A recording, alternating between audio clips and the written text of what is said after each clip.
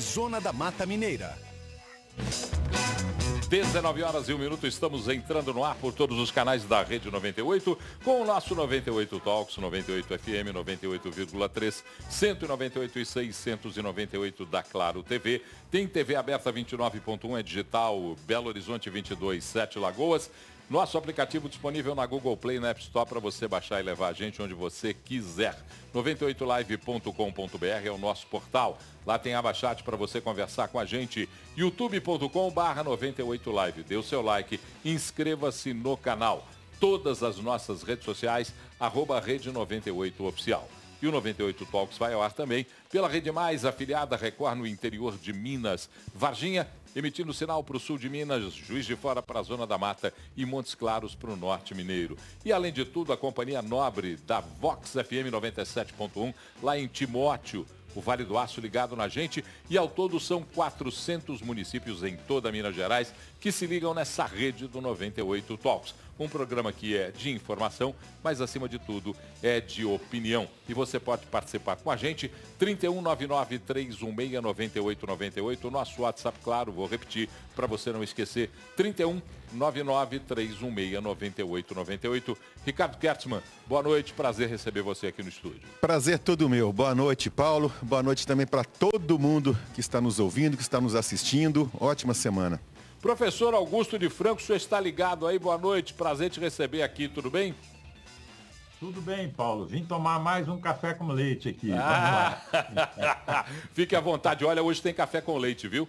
O professor está lembrando, a partir das 21 horas, eu converso com o ministro do TCU, ex-governador de Minas, ex-senador, o professor Antônio Anastasia conversou comigo, o programa está incrível, a partir das 9 da noite, nos canais de vídeo da Rede 98 e às 10, depois da Voz do Brasil, na 98,3 da 98 FM. Esse é o famoso gentleman, né, Paulo? Mandarei. É o famoso gentleman, né?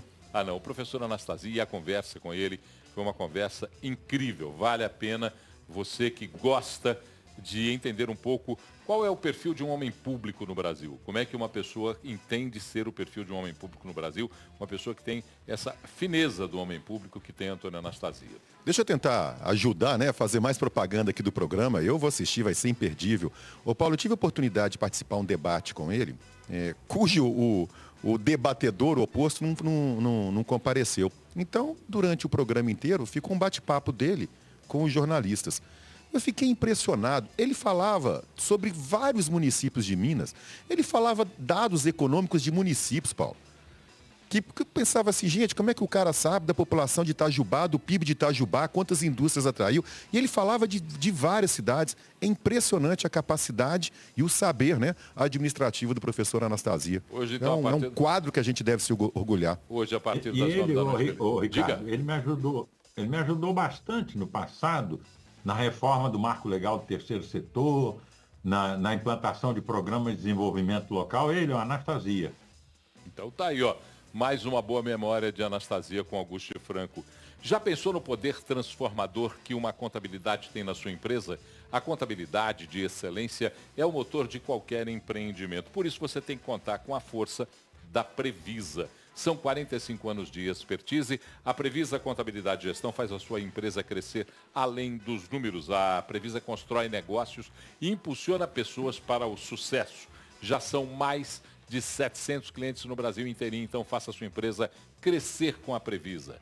É só acessar previsa.com.br, previsa.com.br. A Polícia Federal e a Controladoria Geral da União deflagraram hoje a Operação Fair Play. É um grupo voltado a desvio de recursos obtidos por meio da Lei do Incentivo ao Esporte. Foram cumpridos 13 mandados de busca e apreensão em Belo Horizonte, São Paulo, bloqueio financeiro de 180 milhões. O nome da pessoa envolvida em Belo Horizonte é Kellyson, foi um ex-funcionário do Ministério do Esporte, que operou, segundo o que diz a Polícia Federal, operou um esquema de desvio de verbas para atividades esportivas.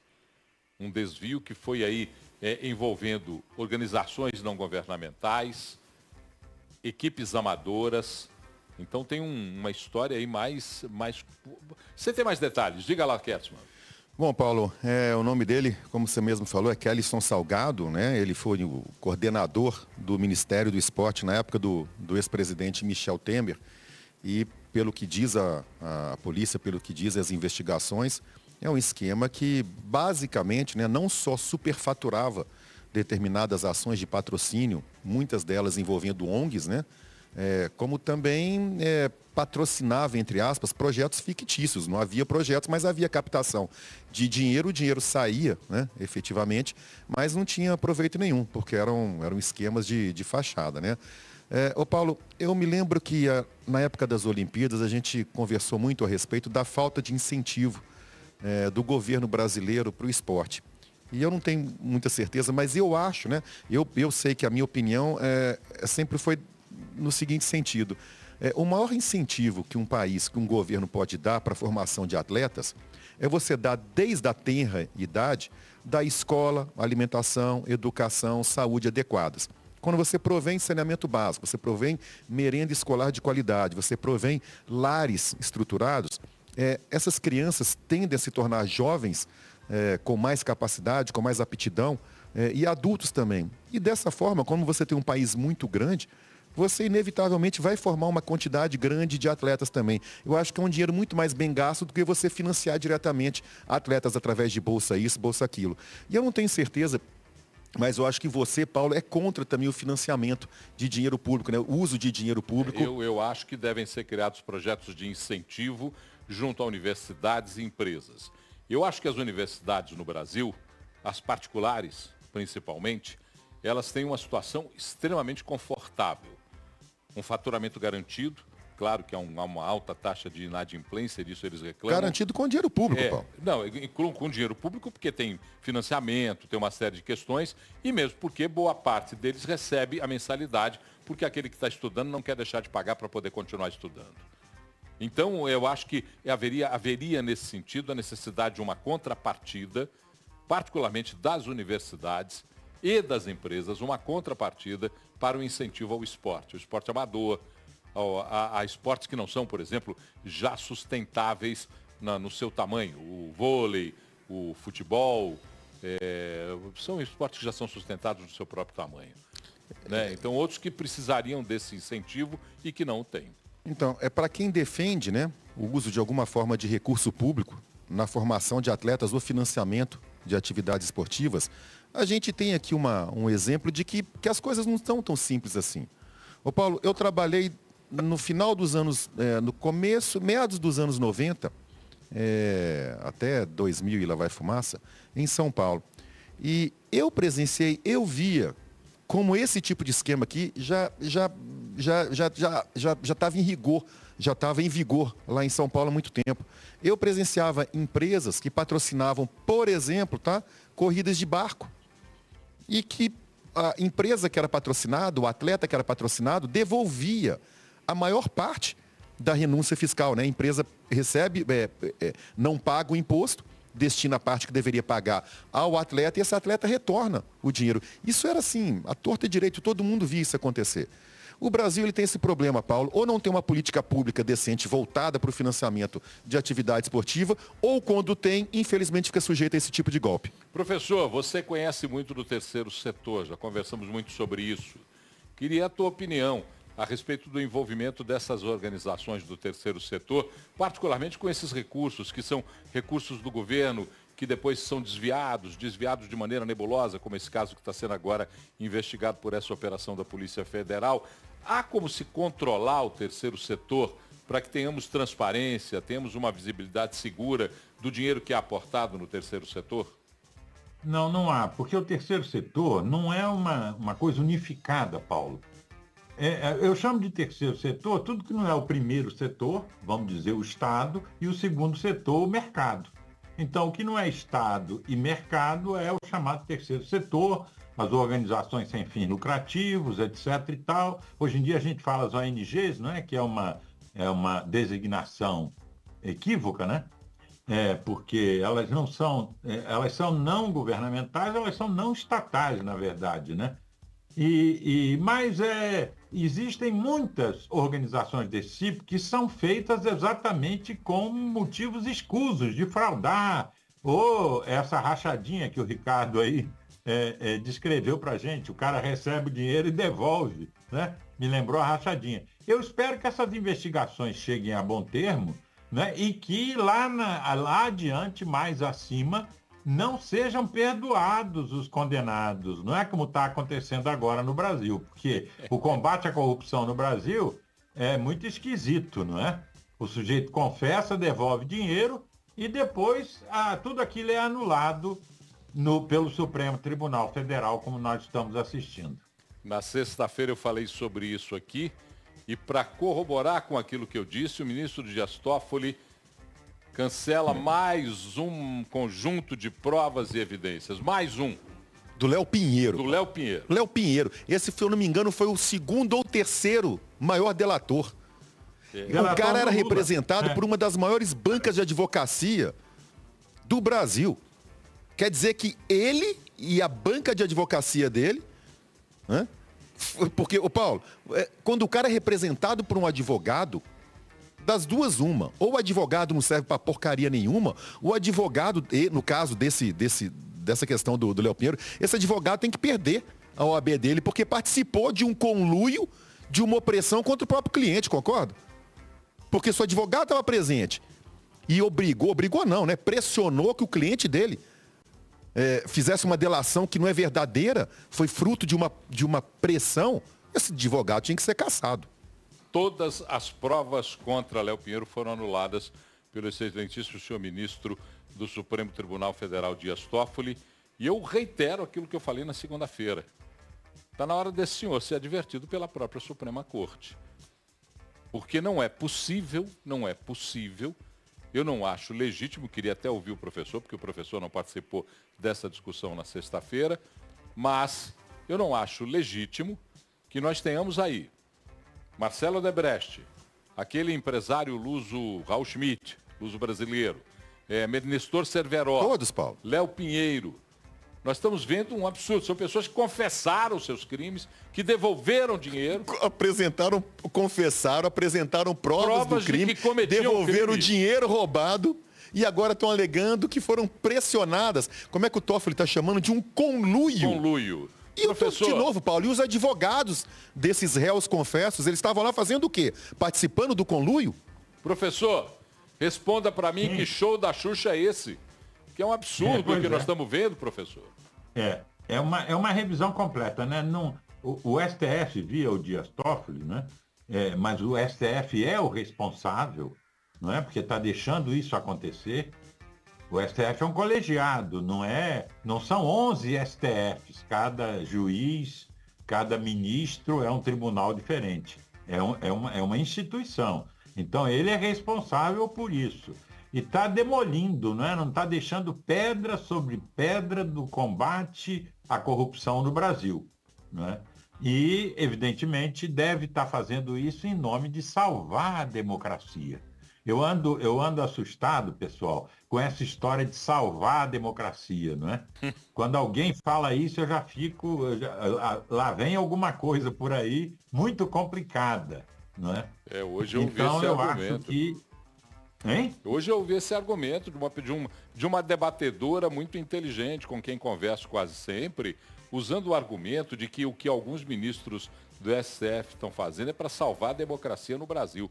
Eu fiquei escandalizado porque isso que você levantou agora, professor, está começando a ser voz corrente num certo tipo de pensamento no país. Véio. E outro dia eu vi uma frase que diz assim, bons tempos aqueles em que quase ninguém falava em salvar a democracia no Brasil, a gente estava mais seguro. Essa é que é a verdade. O professor, você está falando de ministros, e eu hoje, conversando com... Eu marquei essa entrevista com a professora Anastasia na semana passada. Eu vou contar esse fato, porque eu acho que é bom a gente contar isso. Porque o professor Anastasia me disse assim, Paulo, eu tenho prazer em dar entrevista ao seu podcast, ao seu videocast podcast, mas eu não gostaria de falar de nomes da política atual, com referências à política atual, e eu não gostaria de falar sobre processos do Tribunal de Contas da União. Embora alguns deles, por exemplo, o relógio de Lula, as joias de Bolsonaro, estejam lá no Tribunal de Contas da União. Eu não gostaria de falar sobre isso porque eu me manifesto sobre isso no tribunal. Aí eu falei, gente, será que os ministros do Há Supremo... quanto tempo a gente não vê isso?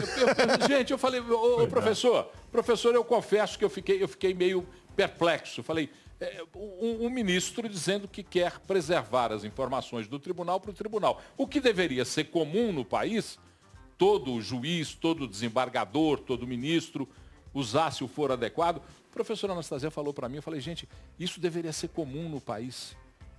E não o é. Estou registrando. Essa deveria ser a regra, né? Deveria ser a regra. Eu estou registrando esse fato aqui, porque nós estamos falando sobre o Supremo Tribunal Está fora de moda, né, Paulo? Se manifestar nos autos. Se manifestar nos autos. Olha a preocupação dele com a retidão, com a condução correta de um processo que está lá. Que é, inclusive, a notícia. Teve ministro que se manifestou até pelo X, hein? Teve ministro que se manifestou. Na verdade, notificou pelo X. Outra coisa, o Supremo Tribunal Federal, na vacância da vigilância sobre o X, também fez publicações. Então, olha que interessante isso. É interessante isso, né? Vai rolar uma multa de 50 mil lá? Será? Eu acho que eu vou ser multado, mas... O professor, se eu for multado 50 mil, você me ajuda a fazer por dia. É por dia? Por dia? Não, então não, professor. Dia. Então eu não quero ser multado, não. Por dia não, professor. Não brinca, não. Ô, Augusto, e quem só deu uma apertadinha para ver se estava funcionando lá, será que é por hora? Porque aí fica tranquilo de pagar, né? Que foi um segundo só. Conta pelo dia todo. A apertadinha já vale 50 mil. Deu a apertadinha vale 24 horas. Agora, veja, Paulo, isso está acontecendo porque há um desvio perigosíssimo. Um tribunal, uma Corte Suprema, ela tem que julgar o que é legal, o que é ilegal, o que é constitucional e o que não é constitucional. Ela não pode se meter a julgar o que é democrático ou antidemocrático, porque isso depende da concepção particular de democracia dos seus membros. E olha que a concepção particular de democracia dos membros atuais do Supremo Tribunal Federal não é lá essa coisa toda, não é? Alguns estão imaginando as ideias de democracia militante, soldado da democracia. Eles acham que tem um papel proativo para defender, para salvar a democracia. Então, isso é uma confusão muito grande, né? Você sabe que a gente só ouviu falar a palavra democracia porque um sujeito na Grécia Antiga, em Atenas, chamado Efialtes, ele fez uma reforma que tirou do Areópago, que era o Supremo Tribunal Federal da época, os poderes políticos. Deixou só julgar lá os crimes, etc. e tal. Porque se deixasse o Areópago com poder político, como ele era composto por membros da aristocracia fundiária de Atenas, nós jamais teríamos ouvido a palavra democracia. Isso foi em 461, precisamente, antes de Cristo. É só para ter a ideia do tempo. Eu vou te contar uma coisa aqui. Eu, quando começo a falar com o Augusto sobre democracia, minha vontade é parar o tempo e ficar ouvindo Augusto falar sobre democracia 4, 5 dias seguidos, porque o entendimento pleno da ideia de democracia que tem o Augusto é uma coisa incrível. Por isso que ele pensa muito no pensamento em rede, nas casas da democracia. É incrível como pensa a democracia, pensa de maneira privilegiada, como pensa a democracia o professor Augusto de Franco. Ô Paulo, outro dia eu tive uma conversa, toda vez que eu tenho a conversa é sempre espetacular, com eu considero um dos maiores intelectuais do campo progressista, né, de esquerda. E olha que para eu dizer isso, né, o pessoal fala assim, eita, o irmão Ricardo, né, consegue bater papo, eu consigo bater papo com todo mundo que tenha conteúdo, e aí para mim pouco importa. É o Apolo Eringer, né, é um mestre, foi um dos fundadores do PT aqui em Minas, e ele usou uma expressão que eu achei sensacional. Ele falou o seguinte, a democracia é a forma mais branda de ditadura. Porque o que ele defende é que dentro da democracia, a gente tem várias formas, pequenas formas de ditadura. Ditadura do judiciário, a ditadura da opinião pública, a ditadura da imprensa, a ditadura das leis. Mas que é igual aquela história que o Churchill falava, que o capitalismo é o menos pior, né, dos regimes. É mais ou menos isso. A democracia é a forma mais branda de ditadura. Você concorda com isso, Augusto? Que agora a discussão ficou boa. Diga lá. É mais ou menos. O que o Churchill falou foi que a democracia era o pior regime, com exceção de todos os outros. Não é? Na verdade, não é um grande elogio à democracia. Isso é muito citado, mas não é um grande elogio, né? Virou uma piada, mas é condescendentemente, vamos dizer assim, um elogio condescendente à democracia que contém uma crítica, não é? Essas coisas que o Ricardo falou, essas remanescências autocráticas que tem em qualquer regime, inclusive nas democracias, isso é porque nós tivemos pouquíssimo tempo de democracia no mundo, gente, na história.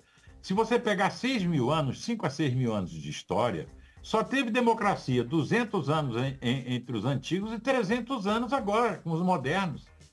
Então, se você comparar isso com um dia, toda essa história com um dia de 24 horas, nós só tivemos democracia em 96 minutos.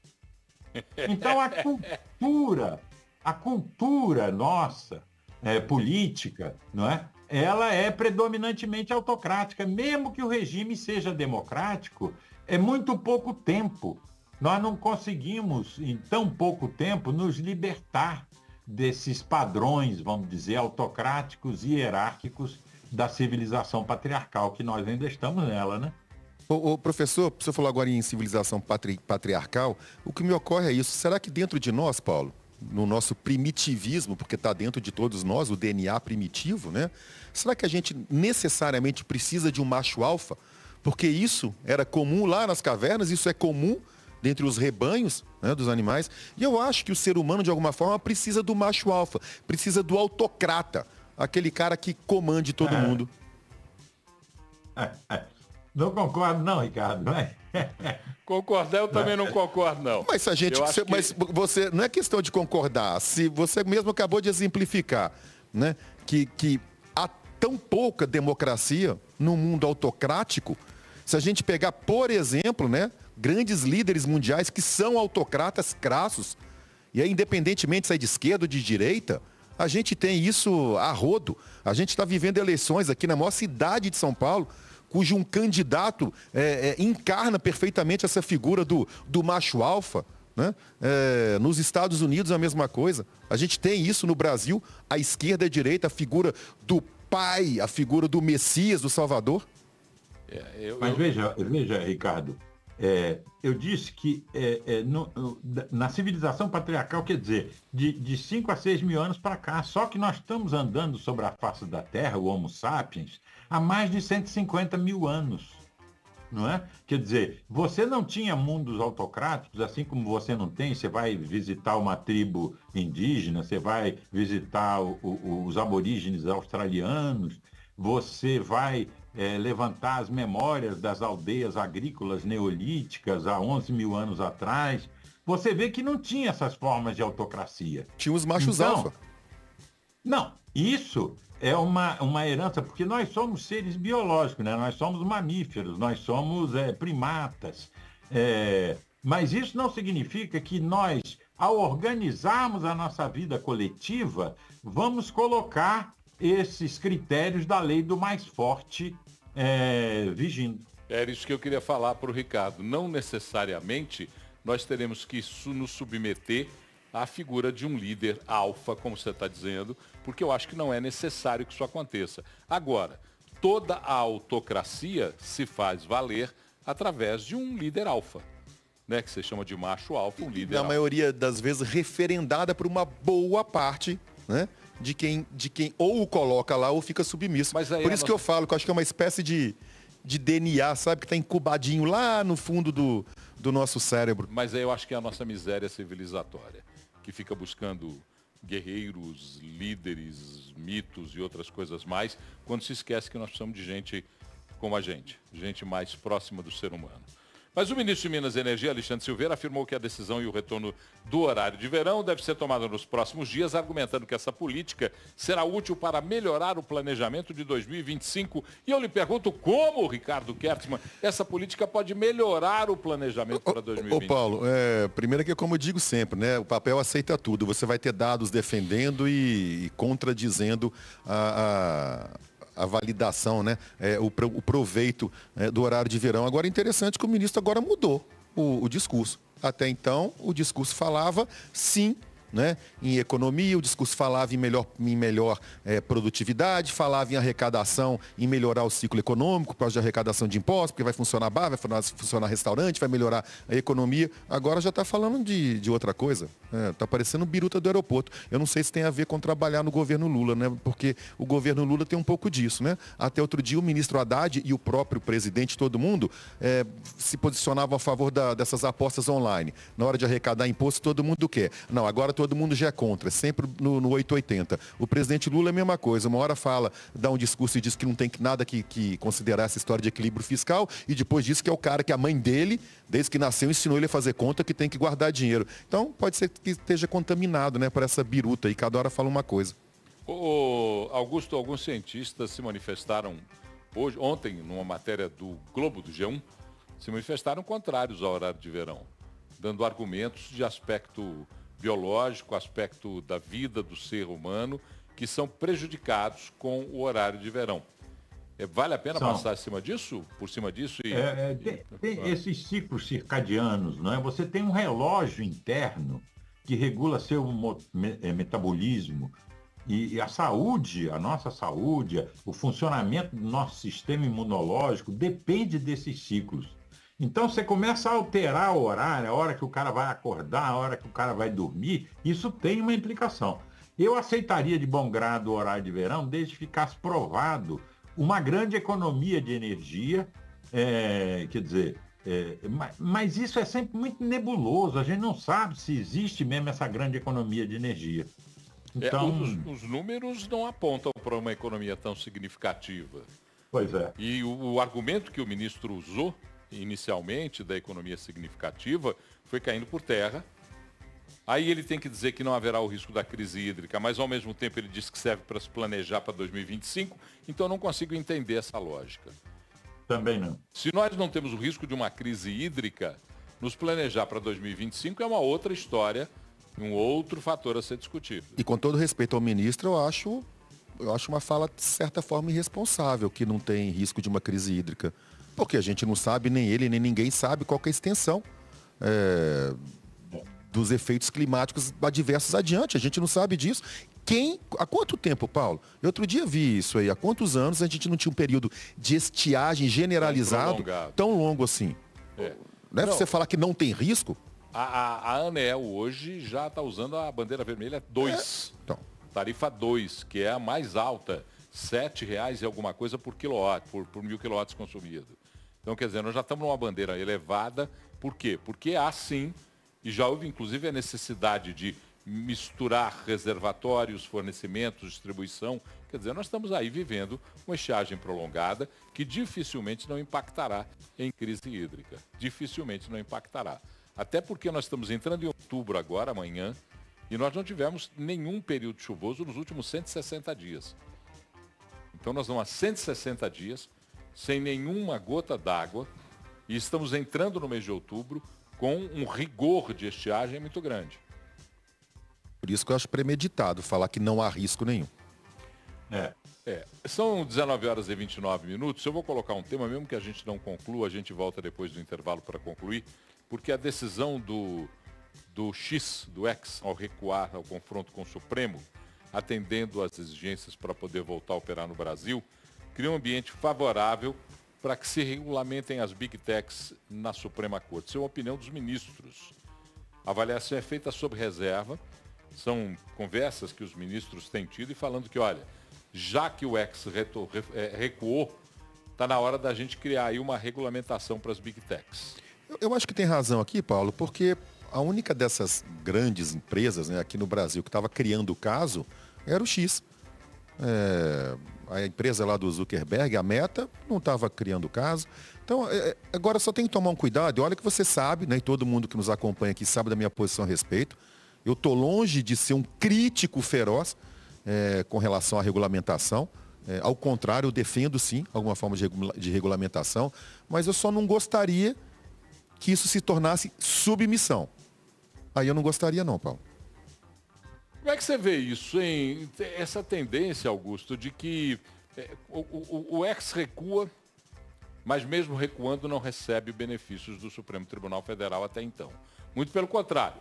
O ministro Alexandre de Moraes, aliás, vou me referir a uma coluna sua que está hoje no portal da Rede 98, o portal 98live.com.br.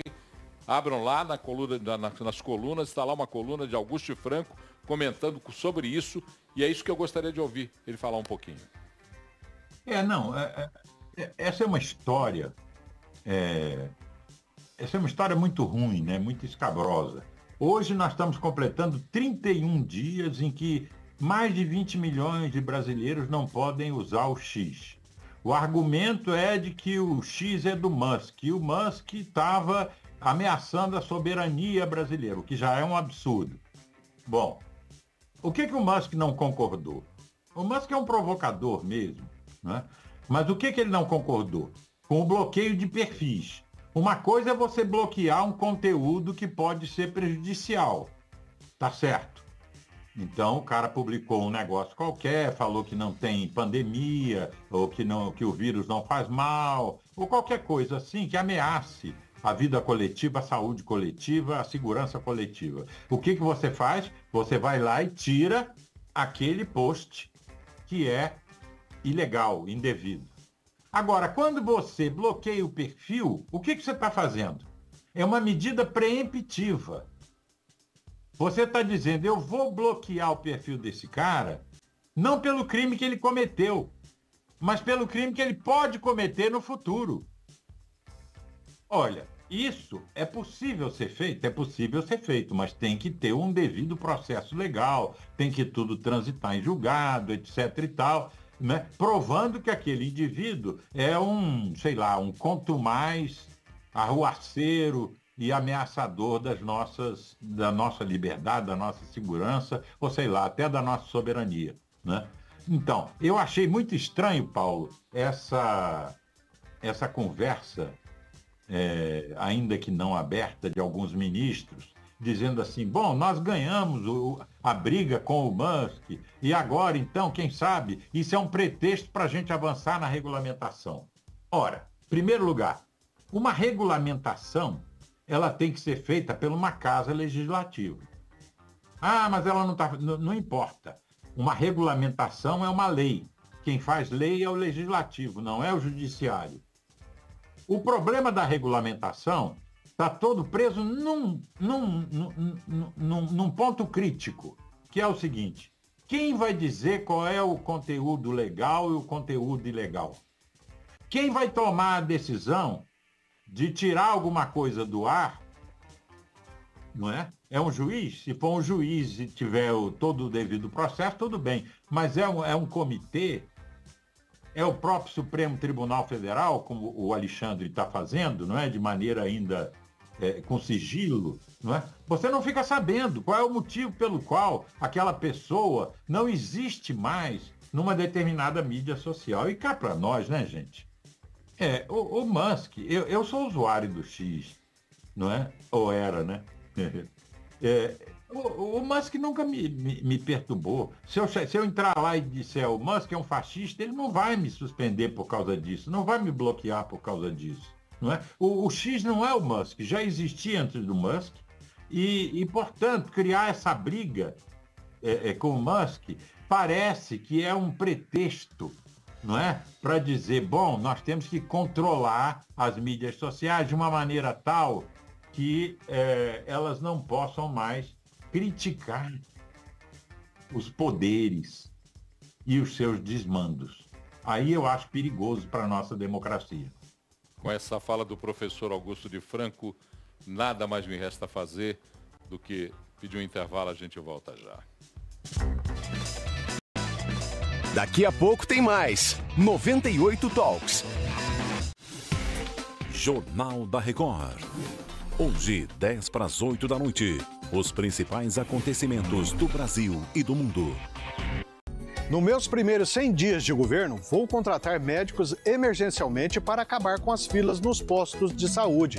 Está com dor e não é atendido? Espera horas. Você merece respeito. Vou garantir mais médicos e plantões, reforçar as equipes e assegurar que a saúde em Varginha funcione. O que a gente vê hoje é descaso. Vamos reduzir o tempo de espera e garantir atendimento de qualidade para todos.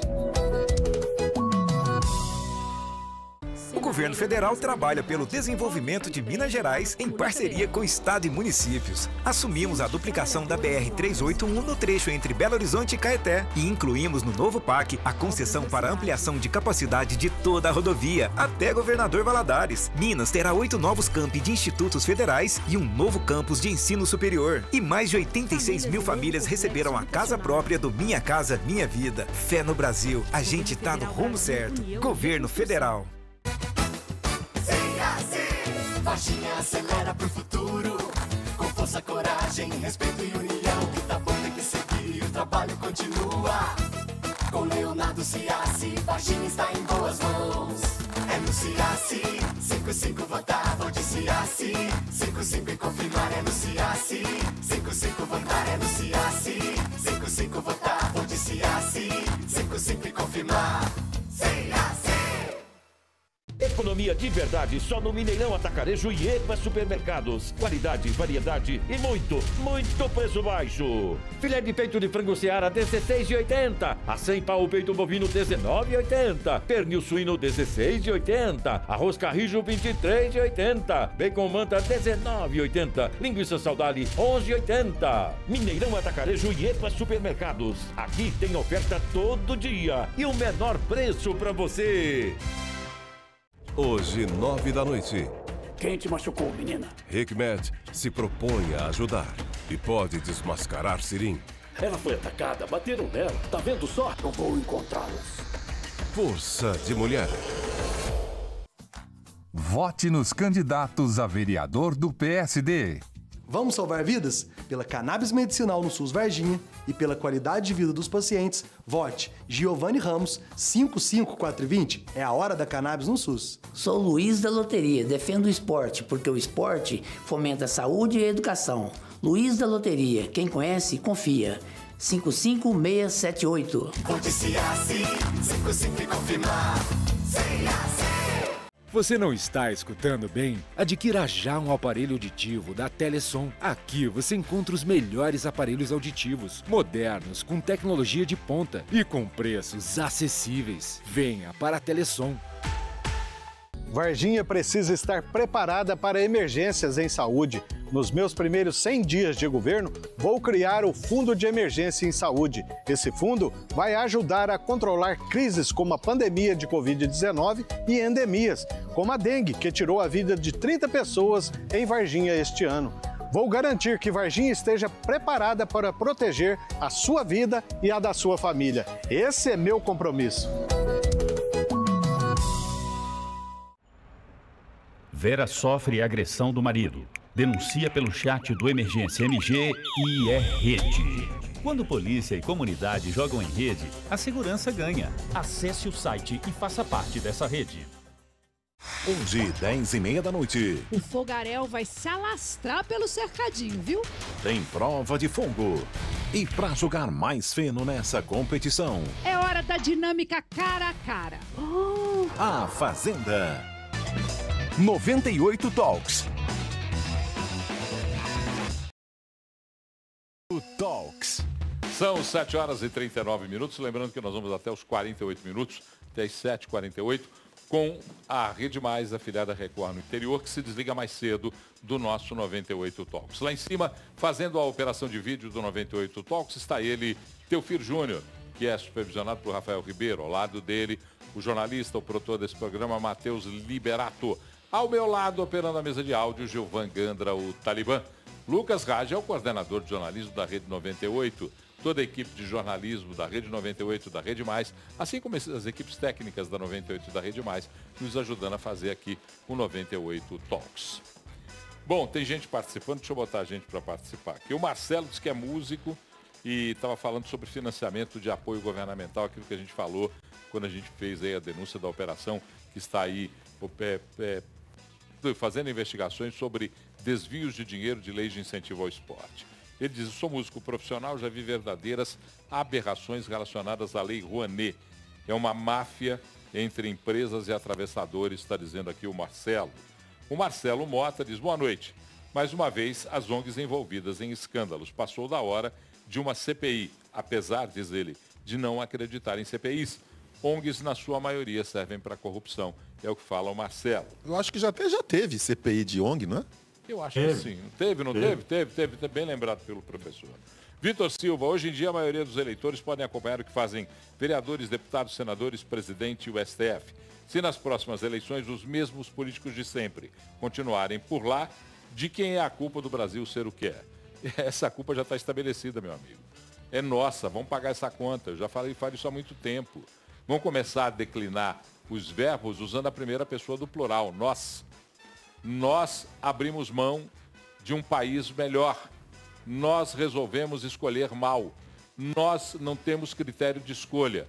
Nós não queremos evoluir como cidadãos. Nós estamos comendo o pão que o diabo amassou porque demos ao diabo a chave da padaria. Essa é a verdade. Essa é a verdade, não dá pra gente fugir disso não. O Marcelo pede para eu assistir a série Mecanismo, já ouvi falar dela. Diz que pergunta se tem algo diferente do que está acontecendo. Nada. Com relação à Lava Jato, né? A série é muito boa mesmo, nada. O William diz assim, quem diz que nós somos uma democracia, precisamos fazer para essa democracia apareça? Será que a vergonha na cara acabou no Brasil? O Ronaldo, de Santa Luzia, diz, vocês acham que quando o Bolsonaro estava no comando, o STF era mil maravilhas? Mas quem disse isso? Alguém falou isso? Eu nem lembro de ter passado perto disso. Só responde para ele, não. Não. Eu critico o STF há muito tempo. Eu critico o STF nas decisões extemporâneas quando começou a fazer a revisão da Lava Jato. Eu critico o STF do processo do mensalão, onde o STF também aproveitou para ganhar os 15 minutos de fama de Andy Warhol. Eu critico há muito tempo o STF. Aliás, Paulo, esse histrionismo todo, né, do STF começou lá, né? Essas brigas, esses atos heróicos de um lado e contra isso de outro, e o ministro xingando de lá, o outro rebatendo de cá. Foi no mensalão que começou. Eu tenho uma teoria, eu não sei se Augusto concorda comigo. Professor, eu tenho uma teoria de que a tal TV Justiça foi um dos maiores males que esse país recebeu. Porque a partir da TV Justiça e com as transmissões particularmente das sessões do Supremo Tribunal Federal, aquilo virou um espetáculo, às vezes dantesco, às vezes naquela parte do inferno da Divina Comédia. O que você acha? Eu acho que tem muita gente que diz isso, Paulo. Quer dizer, isso acabou dando uma projeção política aos membros da Suprema Corte que eles não deveriam ter. Uma Suprema Corte, ela tem que ser recatada, ela tem que ser autocontida, ela não pode ser um palco onde vão desfilar pessoas apresentando lá as suas maravilhas, não é? O seu saber jurídico. O seu saber jurídico deve ser usado judiciosamente, não é? Nos julgamentos que eles devem fazer. Então, toda essa projeção transformando membros de uma Suprema Corte numa espécie assim de paladino da justiça, não é? E isso foi muito prejudicial, eu acho. O Eric de Vespasiano, será que é o Eric nosso produtor? Não deve ser. Ele diz assim, boa noite, senhores. Ouvir o professor Augusto é como beber da mais pura fonte de conhecimento. Muito obrigado. Tá aí, professor. E isso que o Eric falou, eu assino embaixo, porque ouvir o professor é sempre um enorme prazer. Ô Paulo, 5 segundos aqui de utilidade pública. Bora. Quem estiver indo pela MG30 em direção a Nova Lima, senta e espera, hein? Tudo completamente parado. MG30, então, a partir do BH Shopping, tudo parado. Então já vai começando a se naquela preparar. Descida antes do shopping Serena Mall, já está tudo parado. Ali, quando você acabou de aquela reta, depois você sai ali do túnel ali, daquele túnel. Da trincheira, isso aí. Da trincheira. Passou da trincheira ali, já tem problema, então vai devagar. E se for chegar em casa, já avisa, para ninguém ficar desconfiando porque que você está atrasado. Falou, tem trânsito. Já liga agora, liga daí onde você está, para não ter problema depois. A presidente do Tribunal Superior Eleitoral, ministra Carmen Lúcia, assinou um acordo com 2 observadores internacionais que irão acompanhar o pleito municipal. Eles vão acompanhar o processo eleitoral no primeiro e no segundo turno, nos dias 6 e do dia 27 de outubro. É a Organização dos Estados Americanos, a OEA, e o Parlamento do Mercosul, Parlasul. Ô, professor, só primeiro perguntar pro professor, nós temos 3 minutinhos, então é rapidinho, professor, e você. Professor, a Venezuela também aceitou lá observadores internacionais, isso lhes deu garantia de uma boa eleição, não? Ela aceitou em parte, né? Ela depois negou os observadores internacionais da União Europeia. Eu acho que isso é uma não notícia, né, Paulo? Essa que você acabou de ler. Uma não notícia. É uma não notícia. Exatamente. É bem definido pelo professor. Sejam bem-vindos, né? Os observadores.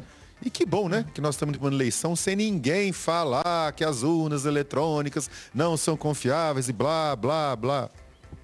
Não, outro dia eu vi em Belo Horizonte, num ponto de Belo Horizonte, uma mesa, onde as pessoas recebiam assinatura, ainda assinaturas que protestavam contra as urnas eletrônicas. É sério? E os resultados agora, o mês passado. Eu não vi mais em lugar nenhum isso aí. E tinham 4 pessoas na mesa e uma assinando. Eu falei, opa, então quer dizer, está diminuindo mesmo essa questão das urnas aí. Parece que agora, pelo menos nesse ponto, está pacificado. Vamos ver o que vai acontecer. É só não ter ninguém falando isso, né, Paulo? Ficar lá usando isso como bandeira de campanha, que as pessoas costumam não embarcar nisso. Agora, eu vou dar um recado aqui. O Trump, Paulo, vai falar, viu? Ah, o Trump vai falar. Das nossas eleições ou das americanas? Nas eleições americanas. Não, mas ele ia falar das urnas eletrônicas no Brasil ou nos Estados Unidos? Lá não tem. Ele vai falar na fraude eleitoral, no voto pelo correio. Ele vai questionar o processo eleitoral nos Estados Unidos, como ele já fez, né? Quando perdeu para o Biden. Lá tem voto eletrônico também, Paulo. Lá tem voto eletrônico também. Tá, eu tô terminando aqui rapidinho, tenho que terminar, mas eu queria só dar um recado aqui, inclusive para os políticos do interior aí que estão nos ouvindo. Eu vou fazer questão, mas muita questão, de acompanhar os vencedores deste pleito municipal. Porque se algum desses vencedores do pleito municipal, ou seus apoiadores, vierem na eleição de 2026 falar sobre a urna, eu vou lhes lembrar que eles foram eleitos por essas urnas eletrônicas. Eu vou cobrar essa fatura. Tem que encerrar. Rede Mais, muito obrigado. Obrigado, Varginha. Obrigado, Juiz de Fora. Obrigado, Montes Claros, Norte Mineiro, Zona da Mata, Sul de Minas. Vocês fiquem agora com o Jornal da Record. A gente volta amanhã às 7 da noite com o nosso 98 Talks, aqui pela Rede 98 e pela Rede Mais. Termina aqui na Rede 98, 98 Talks. O norte de Minas muito bem representado por ele, que é uma simpatia. Du Novaes comanda o Balanço Geral Montes Claros de segunda a sexta. A notícia sempre perto de você com imparcialidade, claro, com uma pitada de descontração. Balanço Geral Montes Claros, aqui na Rede Mais. Vai fazer compras? Esteja atento a essas dicas da Polícia Militar. Não carregue grandes valores em dinheiro e opte por pagamentos com cartão ou transferências eletrônicas. Evite retirar e manusear sua carteira em público.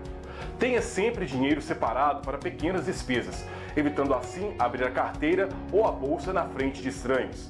Se for realizar compras pela internet, utilize sites confiáveis e vendedores de boa reputação. Siga essas dicas e conte com a Polícia Militar.